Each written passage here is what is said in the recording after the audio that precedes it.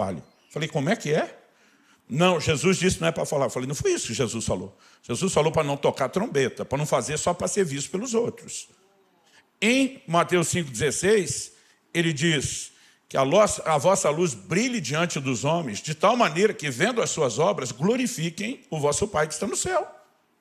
A Bíblia diz que a viúva que tinha que ser honrada é aquela que tinha testemunho de boas obras. Ao mesmo tempo, a Bíblia diz para a gente ser cauteloso com a esmola, que uma mão não precisa saber o que a outra faz. Mas ele está falando da intenção do coração. Se ninguém nunca visse, como é que a gente ia saber qual viúva que tinha testemunho de boas obras? Aí eu olhei para meu pai e falei, como é que nós sabemos que Jesus jejuou? Você estava sozinho no deserto. Eu lembro até hoje do meu pai, um mestre de Bíblia que eu respeitava, parando, dizendo, tem razão. Eu falei, pai, o senhor não parou para pensar que esse código de silêncio que deixou de inspirar os outros, nós precisamos viver isso de tal forma que contagie quem está perto a também fazer. E sabe, eu e você precisamos entender muito mais do que apenas se é ou não para hoje, o porquê.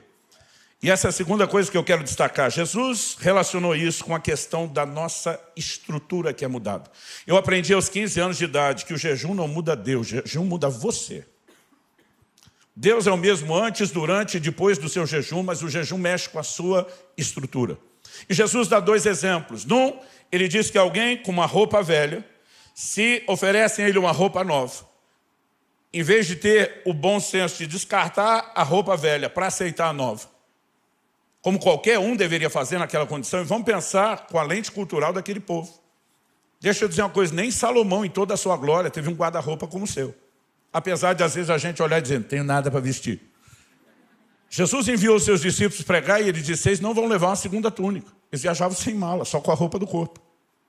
Isso era tão comum naquela época, que quando os gibeonitas chegam para Josué, tentando comprovar o trote que eles iam dar em Josué para dizer que vieram de longe, ele diz, quando saímos da nossa terra, essas roupas eram novas. Olha o estado que elas estão.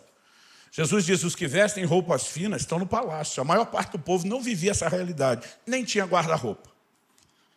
Agora, uma pessoa que estava lá com a roupa rota, velha, rasgada, e recebia uma muda nova, não precisava de muito bom senso ou inteligência. Eu descarto a velha, fico com a nova, problema resolvido. Jesus disse, ninguém, numa condição dessa, ia dizer, não preciso de tanto pano. Só está faltando uns buracos aqui. E disse que essa pessoa não ia cortar a roupa nova para remendar a velha. Mas por que Jesus fala sobre o assunto se ninguém faria? Porque embora ninguém faria no natural, ele sabia que nós teríamos a inclinação de fazer no espiritual. E o que ele estava dizendo é que o novo de Deus não pode ser adaptado numa estrutura velha de vida. O exemplo dos odres é o mesmo. O vinho novo é a obra nova de Deus. O odre era um cantil feito de couro, com couro do animal. Era uma bolsa. Então você vai encontrar na Bíblia a menção de uma única vez na Bíblia inteira, de um odre contendo água. Uma única menção na Bíblia inteira de um odre contendo leite e todas as outras vinho. Por quê? Porque quando eles colocavam o vinho na bolsa e lacravam, eles estavam limitando a exposição daquele suco de uva, que é o vinho novo, a uma quantidade específica de oxigênio, porque dessa forma eles administravam melhor o processo de fermentação. Mas quando começava a fermentar, a bolsa começava a pegar pressão. Se o couro fosse velho e ressecado, ele iria romper e perdia tanto a bolsa como o vinho. Jesus de novo está falando que o novo que Deus oferece não pode ser armazenado numa estrutura velha. Se tentarmos fazer isso, o evangelho tem prazo de validade. É uma questão de tempo, vai dar ruim. E talvez essa seja a razão pela qual a igreja brasileira tem esse recorde de desviados. Nós estamos tentando adaptar o novo de Deus numa estrutura velha. Agora, de alguma forma, Jesus relaciona o jejum com essa questão da estrutura. Porque não apenas aqui em Lucas 5, de 33 a 38, mas também em Mateus 9, de 14 a 17, em Marcos 2, de 18 a 22, nós vemos que diante da mesma abordagem que fazem ao jejum com Jesus, ele dá a mesma resposta, e junto da mesma resposta, ele cita as mesmas 2 parábolas ou alegorias. Nos 3 evangelhos sinóticos. Isso significa o quê? Que da perspectiva da hermenêutica, as leis de interpretação bíblica, você não pode separar o que Jesus falou na sequência do jejum. Pastor, mas como o jejum afeta essa mudança de estrutura? Honestamente, eu não sei te dizer todos os detalhes. Mas algo que eu tenho certeza é que o que eu e você precisamos não é de informação. É apenas de obediência ao mandamento que Jesus nos deu. Em Marcos 4, 26, ele diz que o reino de Deus é semelhante ao homem que planta uma semente e ela brota sem ele saber como. A semente não brota pelo tanto de informação que você tem sobre germinação. A semente brota pelo ato de você plantar. E aí não importa se é um engenheiro agrônomo com toda a especialização possível, né, sobre germinação, ou alguém leigo como eu e você. Se o engenheiro que sabe tudo não plantar, ela não brota. Se eu e você que não sabemos nada sobre germinação plantarmos, ela brota. O jejum funciona não para quem entende, funciona para quem pratica. E se eu e você simplesmente nos dispormos, isso é suficiente. Jesus disse que tem a ver com o ajuste da estrutura? Tem. Então, eu não preciso entender tudo. Agora, uma coisa é certa. Todo o processo de santificação da vida cristã envolve uma coisa. Aprendi isso aos 15 anos de idade. A carne não converte. É por isso que um dia o nosso corpo será glorificado e transformado. Então, o que ela precisa é de mortificação. Em Romanos 12, falando de transformação, Paulo disse que nós temos que apresentar os nossos corpos como um sacrifício vivo. Isso é um paradoxo. Porque se o verbo sacrificar é matar, como é que o sacrifício é vivo? Paulo está dizendo mata, mas não mata literal. Mata, mas não mata de verdade.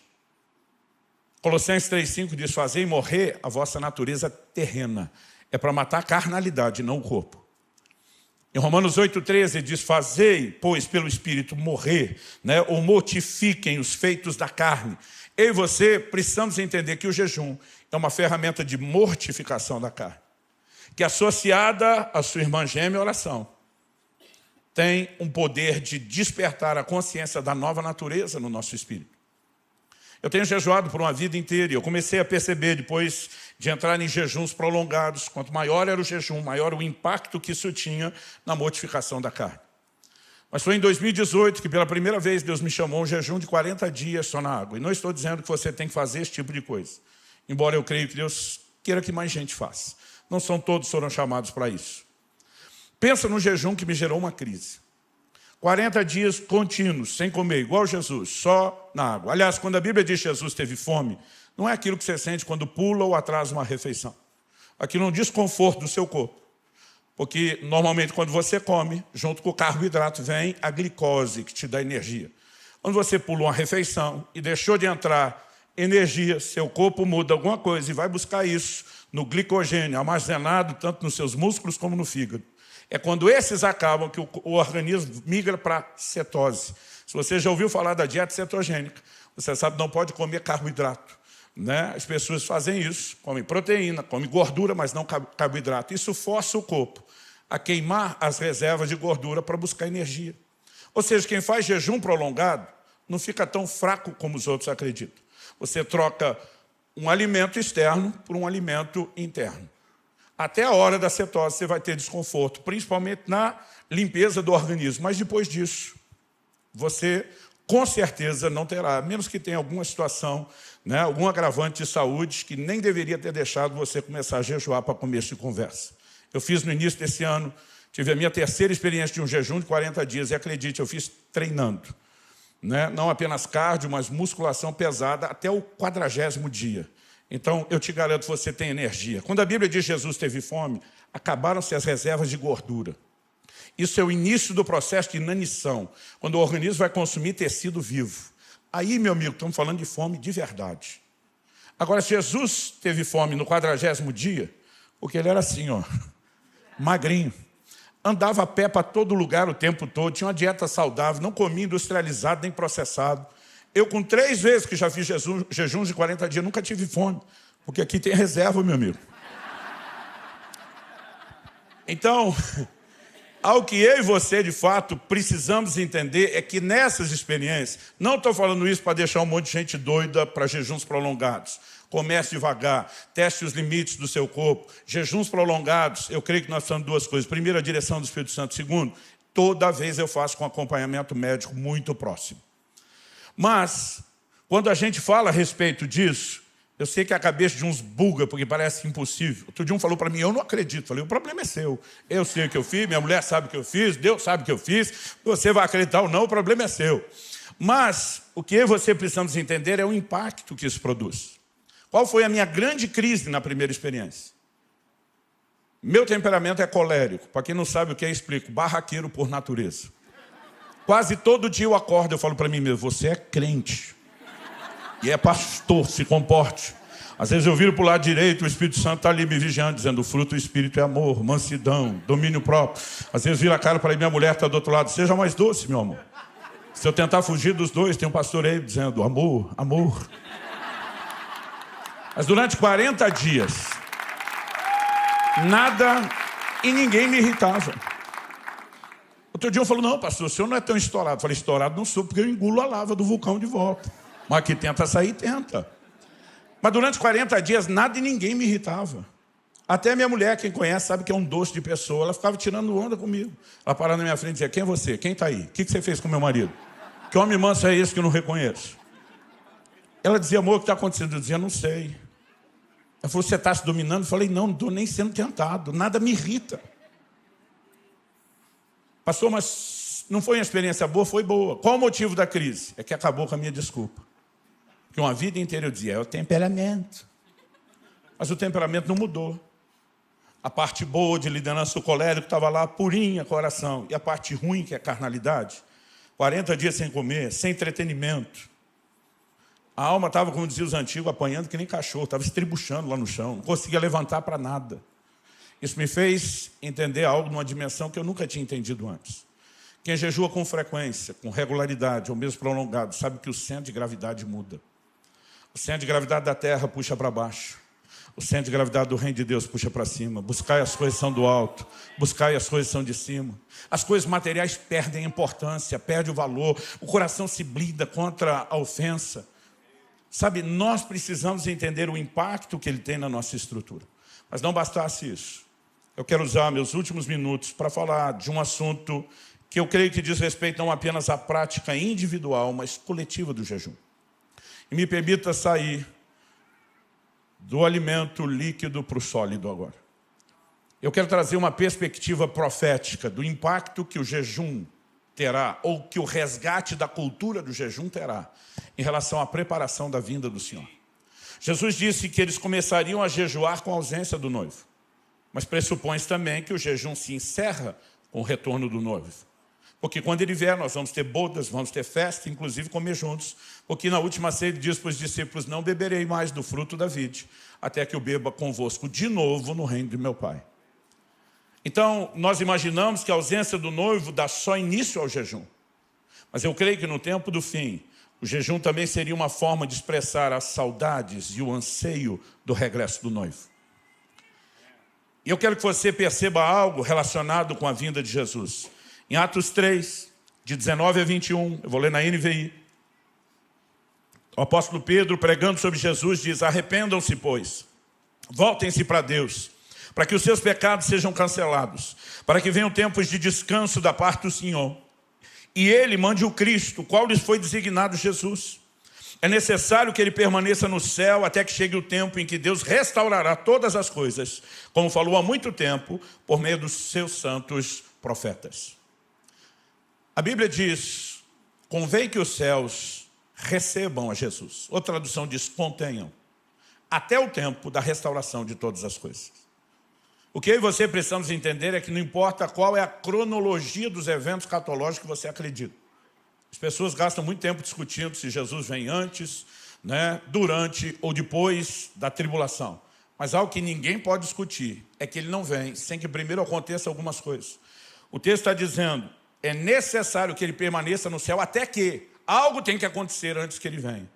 E ele menciona a restauração das coisas que Deus falou por boca dos seus santos servos, os profetas. Ele não fala apenas do cumprimento, mas da restauração. Então aqui nós temos um filtro que diminui a quantidade de profecias a ser analisada. Ele está falando de coisas que já se cumpriram ao longo da história e terão um cumprimento replicado, senão não seria a restauração do que foi dito. E há muitas profecias que ao longo da história tiveram já cumprimento replicado e que sabemos terão de novo. Entre essas, há uma que não pode ser ignorada. Em Joel, no capítulo 2, dos versos 28 a 30, a Bíblia diz, e acontecerá depois disso, que derramarei o meu espírito sobre toda a humanidade. Os filhos e as filhas de vocês profetizarão, os seus velhos sonharão, os seus jovens terão visões, até sobre os servos e sobre as servas derramarei o meu espírito naqueles dias.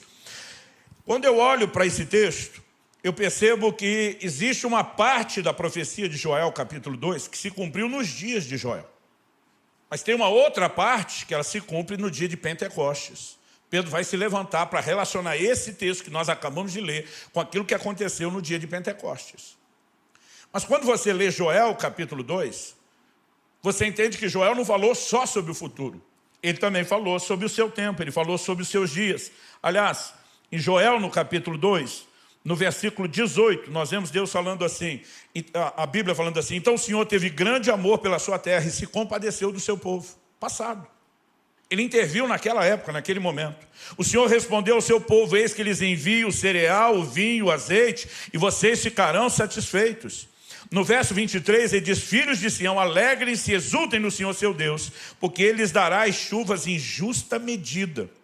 Fará descer, como no passado, as primeiras e as últimas chuvas. Está falando do ciclo e da estação das chuvas voltar a estar regulado, porque não estava. E essa era a razão da fome, da miséria, da escassez de alimento.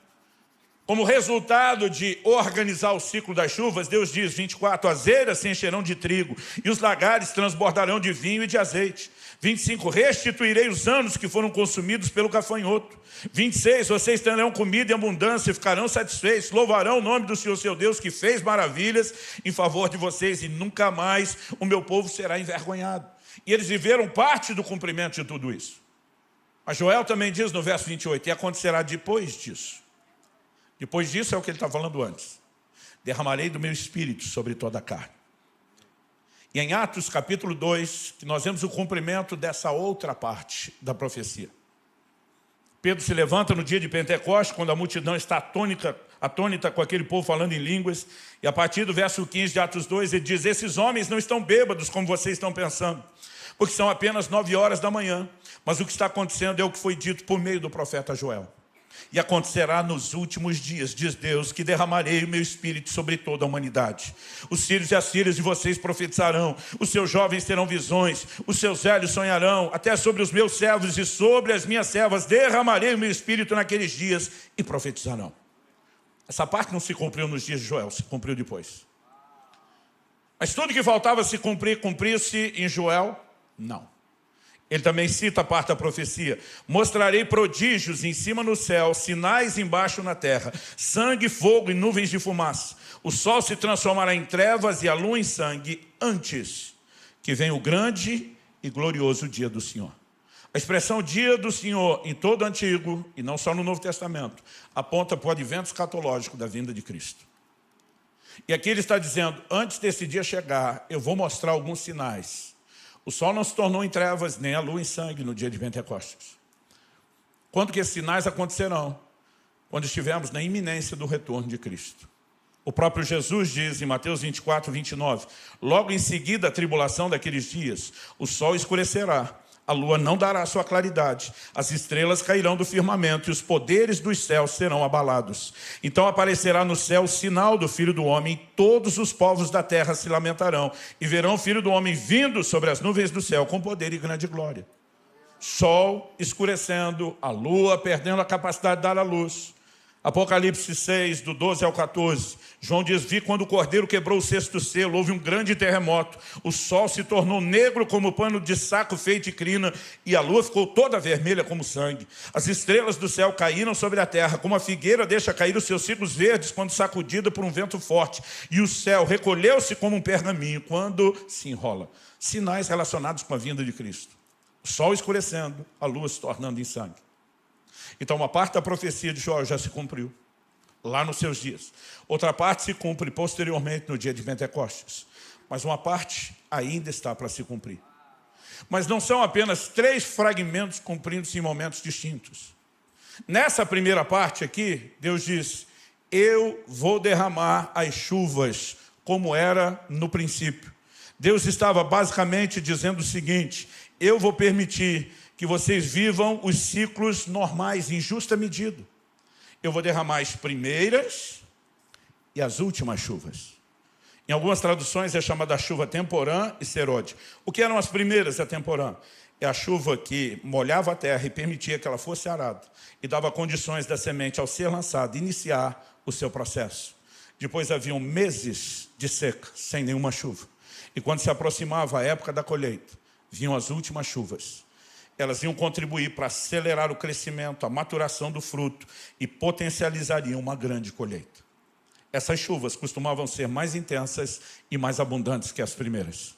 Aqui nos dias de Joel, Deus está dizendo, eu vou regular as duas coisas. Mas aí Joel entra com uma figura das chuvas, falando das chuvas espirituais. Derramarei do meu espírito. Só que Pedro se levanta e diz, está cumprindo aqui. E uma das poucas coisas que Pedro muda pelo Espírito de Deus dessa profecia, é que em vez de como Joel dizer, e acontecerá depois disso, mais para frente, agora Pedro diz, e acontecerá nos últimos dias. Então ele está dizendo, a profecia de Joel cumpre aqui, mas nos últimos dias tem cumprimento replicado. Ela voltará a se cumprir. Porque a terra precisava não só das primeiras, mas das últimas chuvas.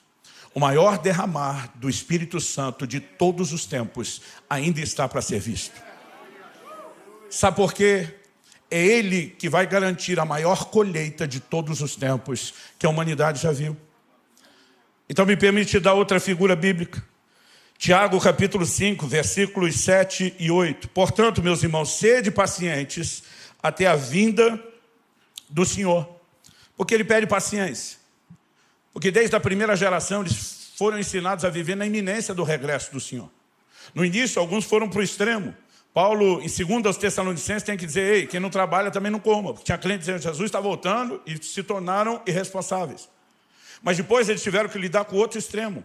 Pedro diz na sua segunda epístola que alguns estavam zombando da promessa da sua vinda, dizendo que está tudo igual no começo, nada mudou, tipo, cadê ele? E agora Tiago está dizendo, sejam pacientes. Depois de nos pedir paciência, ele dá um exemplo de paciência. Eis que o lavrador aguarda com paciência o precioso fruto da terra, até receber as primeiras e as últimas chuvas. Sejam também vocês pacientes e fortaleçam o seu coração, pois a vinda do Senhor está próxima. Para nos pedir paciência, ele dá o exemplo de paciência do lavrador. Ele está dizendo, o lavrador tem que ter paciência. Porque se ele espera a primeira, ara a terra, mas não espera as últimas, ao antecipar a colheita, ele perdeu boa parte do resultado. Ele tem que esperar.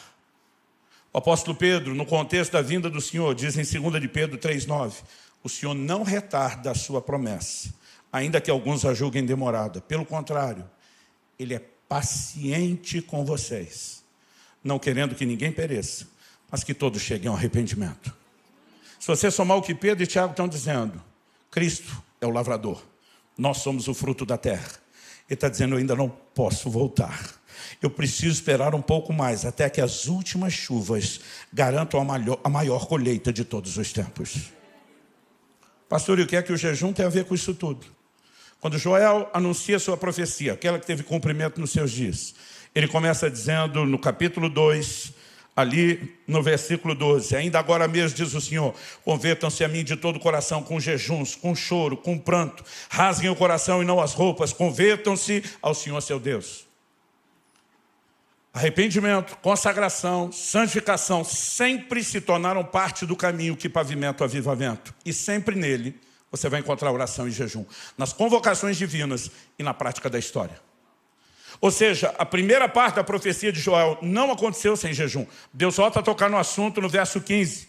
Toquem a trombeta em Sião, proclamem um santo jejum, convoquem uma reunião solene. Ele está dizendo que eu estou prometendo não vai acontecer sem que vocês façam o que eu mandei fazer. É por isso no verso 28 Deus diz, e acontecerá depois disso. E diz, primeiro jejuem. E eles jejuaram. E aquele estado mudou. E quando estava chegando o cumprimento da próxima etapa da profecia de Joel, aparece um doido de pedra no cenário, chamado João Batista, vivendo um estilo de vida jejuado, ensinando seus discípulos a jejuar com frequência e recorrência, como nós vimos. O próprio Jesus inicia o seu ministério com um jejum de 40 dias só na água, dizendo que os seus discípulos também iriam jejuar. É depois dessa revolução de jejum que nós temos um novo cumprimento da profecia de Joel. E se nas duas primeiras etapas ela não se cumpriu sem ser antecedida por jejum, você acredita mesmo que a terceira e a última etapa vai ter cumprimento sem jejum? Nós precisamos entender que o jejum, além de expressar a saudade do noivo, ele contribuirá para que aquilo que precisa acontecer antes da vinda do Senhor aconteça. Pastor, o senhor está dizendo que se não voltarmos a jejuar, Jesus não volta. Não, estou dizendo que se não voltarmos a jejuar, não teremos as últimas chuvas e o avivamento. E sem elas ele não volta. Então entenda como você quiser. Deus vai resgatar a cultura do jejum. Me ouça com atenção. Você pode participar do que ele vai fazer ou ficar de fora. Mas me ouça com atenção. Deus resgatará a cultura do jejum de uma forma extraordinária no tempo do fim. Porque ela será parte do caminho que ele precisa pavimentar. Eu tenho jejuado por uma vida inteira. Mas desde o início desse ano, um irmão falou para mim, pastor, o senhor está empolgado. Eu falei, empolgado não, estou surtado com o jejum. Na virada do ano, o Espírito Santo falou para mim, para tudo o que você planejou para o início de 2022. Vai estudar sobre jejum como você nunca fez. E eu decidi estudar não só a teologia do jejum, que já vinha fazendo há muitos anos, mas mergulhar no entendimento não só da fisiologia, mas também da história. Todos os grandes movimentos de avivamento na história têm sido precedidos de jejum. E isso não é coincidência. E Deus está nos chamando para esse tempo e esse lugar. Honestamente, ninguém, nem eu, ninguém pode te dizer como você vai fazer. O fato é que cada um de nós pode fazer melhor do que está fazendo e dar menos desculpas. Um outro dia falou para mim, não, pastor, eu não jejuo mais porque eu sofro de gastrite, eu não posso ficar com o estômago vazio.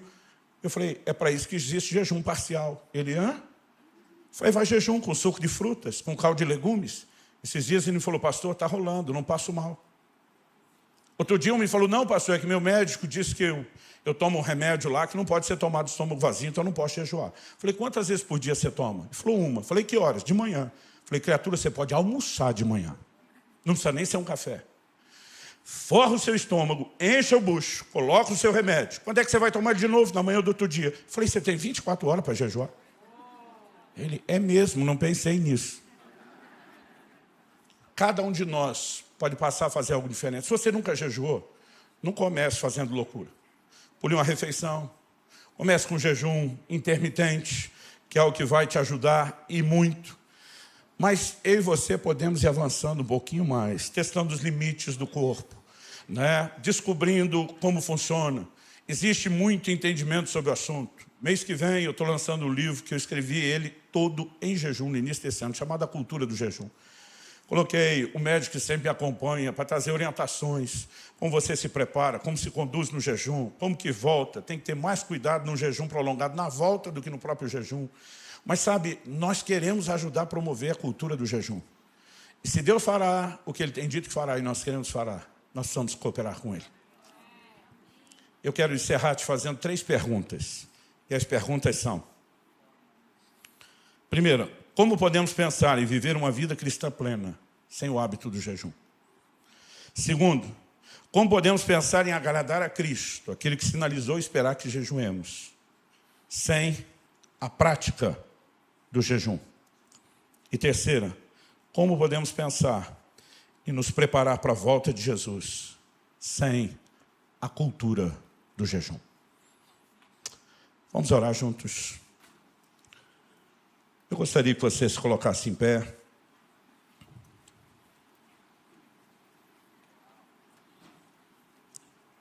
Gostaria de convidar o pastor Eibe para que pudesse orar conosco nesse momento.